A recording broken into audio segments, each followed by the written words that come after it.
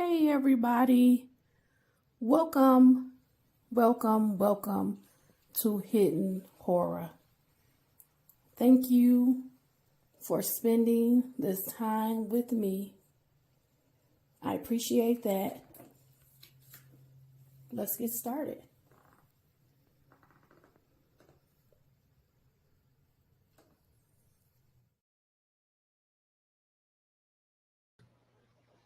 Good afternoon, everybody. Welcome. Welcome to Hidden Horror.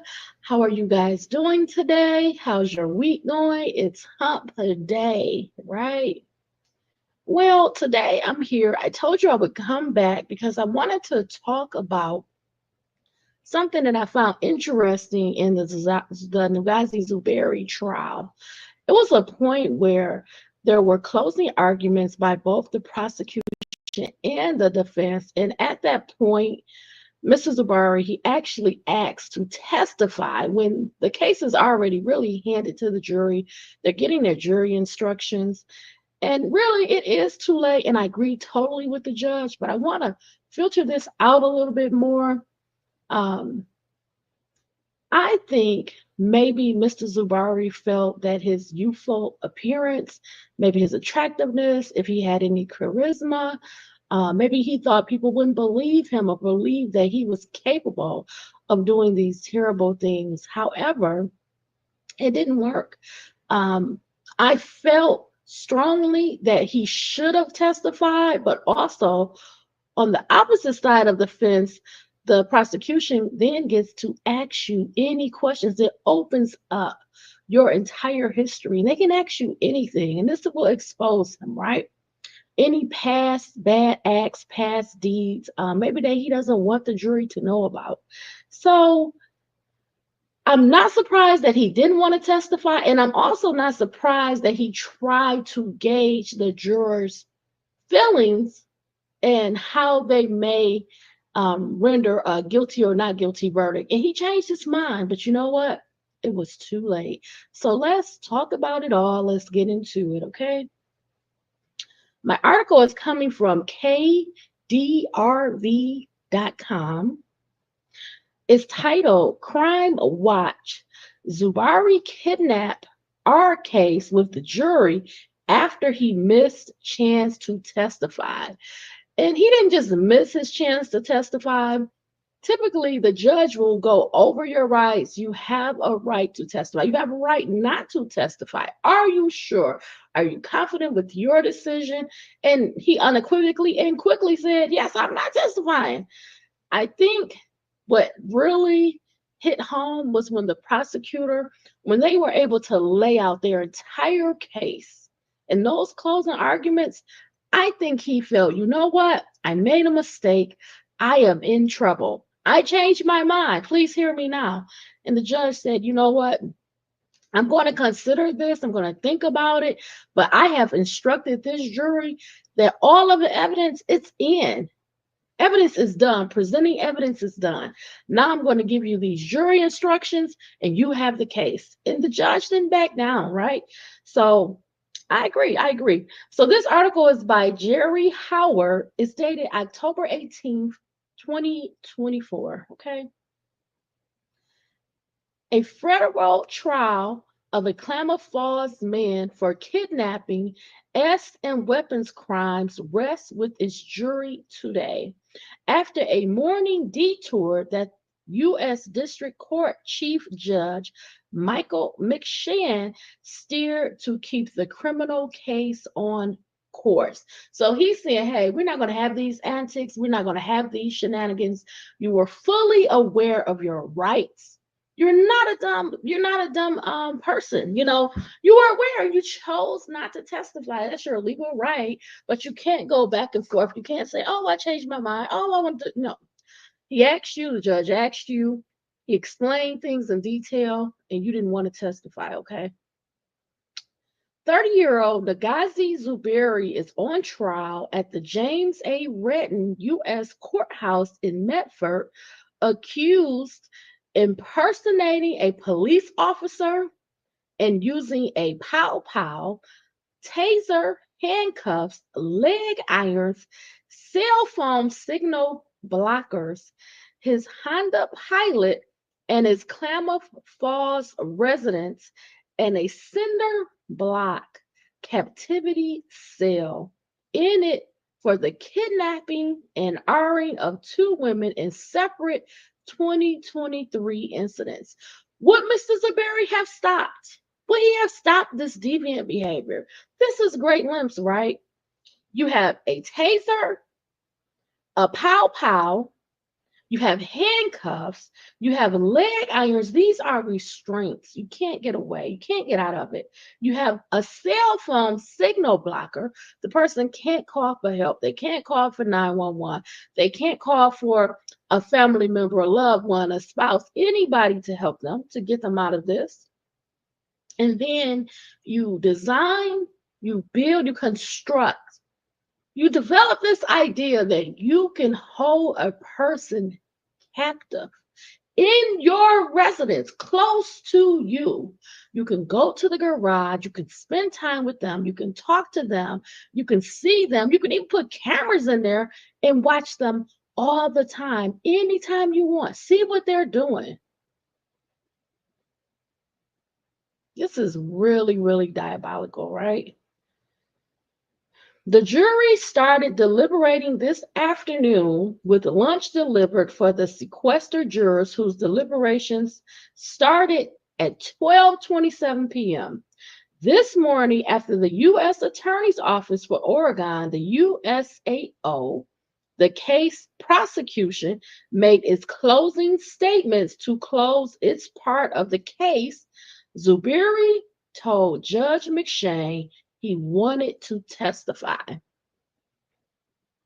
Well, let's think about this. Why didn't Mr. Zuberi testify? Why didn't he get on the stand, tell his account of what happened, right? Is he going to admit something that he doesn't want the jury to know? Is he going to reveal something heinous, something terrible, something violent, something that could move the jury to say he's guilty? Is that mask that he's wearing, is it going to slip? The charm is no longer working, right? You have to account for what you did, how you did it. You have to explain how they have you on camera, in video, in still pictures, buying cinder blocks. You have to explain that. You have to explain the structure that wasn't there, that you allegedly built in your own garage in a rental property to hold allegedly women captive. You have to explain this time, this energy, this effort. You have to explain how this person, this alleged victim, escaped, broke out of the cinder block cell, and had the police return to your property, identify you, identify your car, detail how you allegedly arred her, how you put her in handcuffs, how you bound her. That's why you didn't testify. Okay? But now you want to testify. Well, why is that? Do you feel that the jury is leaning towards the evidence that the prosecutor, the witnesses, the two alleged victims, are you leaning to believe that the jury believes their stories? Their stories are very similar. Bound, taken, put into the cinder block cell, assaulted. You kidnapped them, you abducted them, similar pattern, right? Same behavior, very close time frames, about 2 months apart. Somebody may think you are a serial predator, a serial assaulter, okay? McShane reminded Zuberi, now this is the judge, he had the opportunity to testify prior during the 2-week trial, and that he told Judge McShane yesterday during a discussion of his right to testify that he would not testify in his trial. So within a one-day period, you change your mind. Judge McShane took a break to consider the request, then reaffirmed to Zuberi that his request was too late, coming after the prosecutor's case against him had otherwise concluded for the jury, such that his request seemed a ploy. During the prosecutor's closing argument, Assistant U.S. Attorney for Oregon, Nathan Varsic, told jurors, victim number one, alleged victim number one, told you what Negasi Zuberi did to her. Alleged victim number two told you what Negasi Zuberi did to her, how they both got into the Honda Pilot and did not come out the same. The problem is not the Honda Pilot. It was the man driving it. Judge McShane handled the Zuberi request while the jury was out of the courtroom after Zuberi's defense lawyer, Amy Potter, told Judge McShane that Zuberi wanted to testify. Judge McShane recounted their conversation yesterday about whether Zuberi would testify, and without hesitation, you unequivocally said, "I will not testify," as part of his recap of a conversation yesterday about Zuberi's right to testify. Zuberi's choice to not testify reflects his right whether to testify, and Judge McShane told jurors at the outset of Zuberi's trial that a defendant does not have to testify to defend themselves and that the U.S. government has the full burden to prove its case beyond a reasonable doubt. McShane repeated that information this morning when he told everyone in the courtroom, including Zuberi, that he would give the jury its deliberation instructions to start today's trial proceeding. Then the U.S. government will present its closing case argument, followed by the defense's closing argument.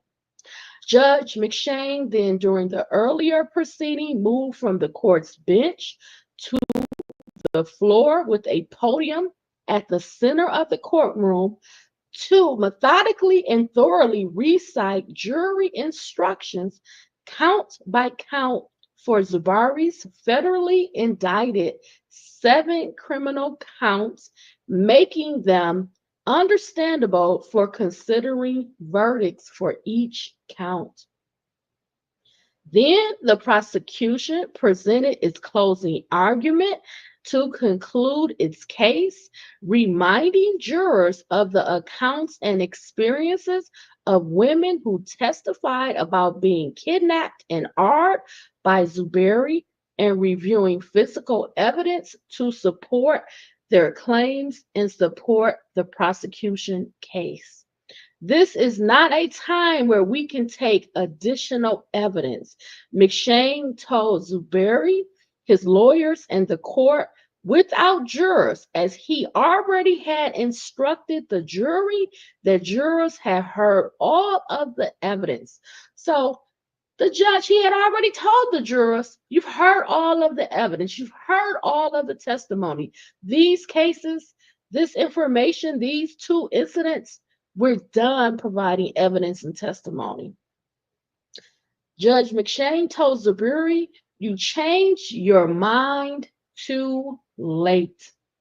We had a very clear conversation, the judge reminded, saying there was no confusion yesterday about Zuberi not testifying in his trial, whether that day or today. Zuberi insisted, holding his defense lawyers responsible for his late request. I wanted to testify before, and they persuade me not to. I would like to testify, please. Sir, Mr. Zuberi, what are you going to say? These two alleged victims, they told their account of what happened to them. You're not helping yourself, but I know the urge is to testify, to try to help yourself. I don't know how you could help yourself other than possibly testify in some manner that the activity was consensual. However, if you're putting someone in chains, if you're allegedly putting someone also in a cinder block cell, if they're asking to leave, if you're using a cell phone signal blocker, these are all indicative that that person is not free to leave. They're not allowed to use their own will and get up and leave. They're being abducted, kidnapped, they're being held captive. Okay? USAO's Susan Miles told the court that the federal court system lists 4 considerations for such a late defense motion to allow a defendant to testify, including timeliness of the defendant's motion, character of proposed testimony. Court can ask for proffer of testimony, disruptive effect of granting the motion, whether defendant has offered a reasonable excuse for the late request. What's the excuse?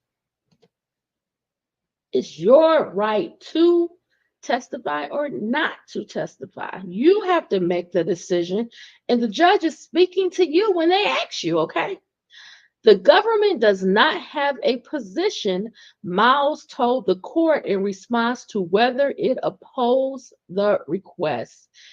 Judge McShane asked Zuberi about the nature of his testimony, and Zuberi replied, testify about victim 1 and victim 2, alleged victim 1, and alleged victim 2, and what happened and my version of the story, who I am as a person, and things like that. As Judge McShane excused himself to consider the motion, Zuberi's mother returned to the courtroom and later talked to News Watch 12.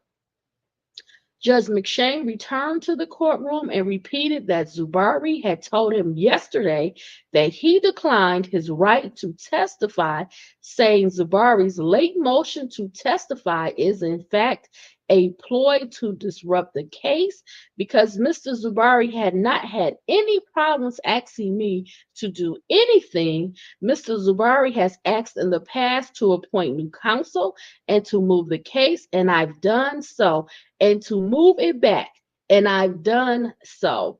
Judge McShane had noted that Zuberi made the choice to dismiss his right to testify when it would have been accepted as part of the defense's case evidence before the defense rested its case yesterday. Instead, he has listened to the government's case. I agree, Judge, and asked me to allow him a chance to rebut that. It would have a disruptive effect on the case. At some point, there is a finality to the evidence, and that finality was yesterday when the defense rested. That defense made it evident to me that they would be presenting no more evidence in the case. Yesterday, before Judge McShane's jury instructions at this morning outset, Judge McShane said he considered all 4 factors and all are against Mr. Zuberi. So the judge was not having it, right? The judge wasn't having it. The judge was not fooled by any type of like I say, some alleged criminals, they are charming. I can remember watching videos of Ted Bundy. I mean, he had charisma, he had charm, he was inviting, he was funny, he was likable. He would sit there and kind of make jokes and be lighthearted. I really feel like I see some things in Mr. Zuberi that mirror the behaviors, the personality of someone like a Ted Bundy. I really do. So um, I want to go over a short video. It's less than 2 minutes, and then I want to show you the verdict and the announcement. Well, you know that Mr. Zuberi was found guilty. They deliberated about 4 hours. I want to show you the press release that was uh, given to the public from the FBI. I want to show you that. Like, I feel like they did an excellent job. So let's go over the short video first, because it's going to cover a little bit about Mr. Zuberi not testifying and also how he was found, how he's found guilty. News at 6 starts now. Wait a minute. This video, I apologize, it's titled Verdict is In. Negasi Zuberi found guilty on all counts. And the video was provided by KOBI TV NBC 5. Okay, let's. The federal trial of Negasi Zuberi, a Klamath Falls man charged with kidnapping 2 women in May and July of 2023, is over. Good evening, and thank you for choosing NBC 5 News at 6. I'm Andrea Boyd. The jury in the downtown Medford Federal Courthouse found Zuberi guilty on all counts. It happened just before 5 p.m. tonight. That's our top story tonight at 6. While Zuberi was charged with kidnapping a sex worker in Seattle 15 months ago, raping her, driving her to Southern Oregon, and leaving her in a makeshift cell in his garage on El Dorado Avenue. He was also charged with the kidnapping of a Klamath Falls woman 2 months earlier, as well as being a felon in possession of a firearm and ammunition. This morning, jurors heard closing arguments, with the government pointing out the similarities between the 2 kidnappings, saying Zuberi was executing a plan for power, control, and sexual domination. Zuberi actually tried to testify today after waiving his right to do so yesterday. The judge denied the request, calling it an attempt to disrupt the case. Before sending the jury into deliberations early this afternoon, defense lawyers questioned the credibility of the alleged victims and called the trial a case of government overreach. Outside the courtroom, before the verdict, Zuberi's mother told us she was sympathetic to the 2 women, but she said she thinks there were a lot of lies from the witness stand. Zuberi will be sentenced in January, and because the case still is not over, attorneys declined interview requests tonight. I take the responsibility of being a gun owner very seriously.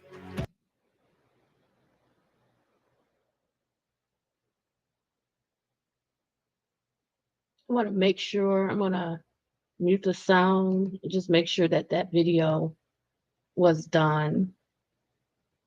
I apologize for the video. They really don't let you skip a lot of videos anymore, so just muted it.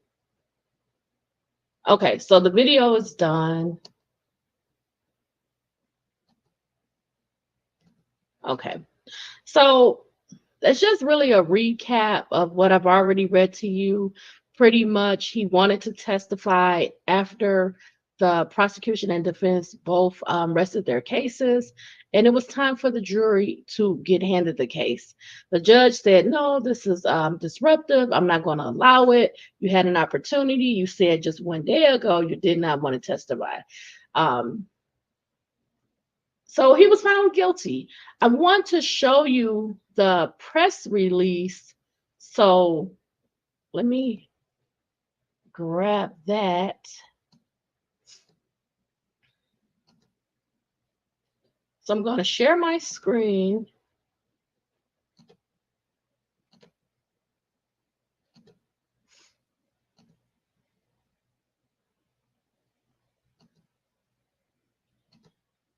Okay, so the United States Attorney's Office, they have a district in Oregon, And they provided this press release. So I want to read this to you. The press release is dated Friday, October 18th.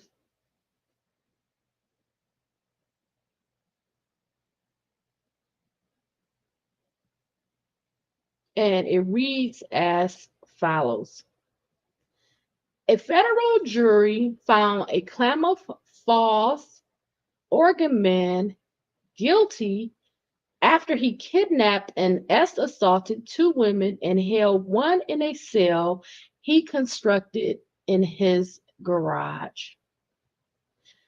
Negasi Zuberi, 30, also known as Justin Joshua Hike, was found guilty of kidnapping, transporting a victim for criminal activity, and illegally possessing a firearm and ammunition as a convicted felon. Now, I don't know if you guys want to read along, so I will just scroll it up so you can read it if you're reading it, okay? According to court documents, on July 15, 2023, while in Seattle, Zuberi posed as a police officer and used a taser and handcuffs to detain his victim in the backseat of his vehicle. Zuberi then transported the victim approximately 450 miles to his home in Klamath Falls, stopping along the way to assault her. When Zuberi arrived at his residence, he moved the victim from his vehicle into a cell he had constructed in his garage. The woman repeatedly banged on the cell door until it broke open and she escaped. The victim retrieved a handgun from Zuberi's vehicle, fled his garage, and flagged down a passing motorist who called 911. So just come down here. The next day, on July 16, 2023, Reno Police Department officers and Nevada State Patrol officers located Zuberi in a parking lot in Reno, Nevada. After a short standoff, Zuberi surrendered to law enforcement and was taken into custody. While investigating Zuberi's crimes, federal agents discovered that approximately 6 weeks prior to the kidnapping in Seattle, on May 6, 2023, Zuberi kidnapped and assaulted another victim. While being held by Zuberi, his first victim observed stacked cinder blocks in his garage that he later used to construct the cell where he detained his second victim. On August 2nd, 2023, a federal grand jury in Medford returned an indictment charging Zuberi with kidnapping and transporting a victim with intent to engage in criminal activity. Later, on February 15th, 2024, a second kidnapping charge and charges for illegally possessing firearms, ammunition, and attempted escape were added by superseding indictment. Kidnapping is punishable by up to life in federal prison, and transporting a victim across state lines with intent to engage in criminal activity by up to 10 years. Illegally possessing firearms and ammunition and attempting escape are punishable by up to 15 years. This case was investigated by the FBI, Portland Field Office, Klamath Falls Police Department, and Oregon State Police, with assistance from the U.S. Attorney's Office for the District of Nevada, Klamath County District Attorney's Office, Reno, Nevada Police Department, Washoe County, Nevada District Attorney's Office, and Nevada State Police. It was prosecuted by Jeffrey S. Sweet, Marco A. Baccato, and Nathan J. Levarsik. assistant U.S. attorneys for the District of Oregon with assistance from Appellate Chief Suzanne Miles, also of the District of Oregon. So I wanted you to hear that. I believe that the system did work in this case. Unfortunately, for the first victim that was allegedly taken by Zuberi in May of 2023, she did testify that she felt when she did talk to law enforcement to report the crime that they really didn't take her serious. They ignored her and they really didn't want to take in any evidence, but somehow, some way, with the second victim, unfortunately, being taken as well, it all came together. They found that the cases were similar. They were able to prosecute him for both crimes, and they really did a good job. So kudos in this case to law enforcement and the partnership and all of the work that was done to take a very dangerous person off the streets, because I do believe he would have continued. He made plans to construct some type of cell underground. You know, he did not want these victims to be released. He wanted to hold them captive, okay? So I will come back. I believe his sentencing hearing is in January of 2025. I will get that correct. And I will come back. If there's something else I find out that happened in the trial, I will bring that back. I'm really curious to find out if his children's mother testified. Did he have any character witnesses that testified? Maybe like, for example, his mother or people that he knew. I would be interested to know what would they say about him? You know, how was he raised? How was he brought up? What were some of his interests? What did he do for a living? You know, what did he spend his time doing? You know, what was his source of income? I know there was some testimony by the mayor who was renting the property where the cinder block seal was constructed. And I was reading that he had subleased the property, which he was not allowed to do, but he had subleased it also. So there were other people staying in the property besides himself, his children's mother, and then his children. So, you know, what was his source of income? What did he do? What was his skill? You know, I would like to learn more about Mr. Zuberi and his background. And sometimes you can get that by way of testimony, whether he testified or he brought some witnesses to testify on his behalf. So, this case, we're really closing it out. And unless something else comes up, I don't have a lot of plans to talk further about it at this time, unless some new victims come forward. I think with this sentencing, he may not even be prosecuted if new victims come forward, just because of the amount of time he can receive for the convictions that he already has standing. I don't know if they would put forth more effort to prosecute him further. I guess we just have to hear his sentencing, and if they're going to run his charges consecutive, where he would be doing them one after the other, or just had a loss consecutive, or I can't think of the other one, where they run them at the same time, concurrent. So we don't know. We will find out at the sentencing. So thank you for spending this time with me. I really, really appreciate it. I want you to stay smart, stay safe, stay savvy. Be well, all my friends. Thank you so much. Have a beautiful afternoon. Bye, everybody.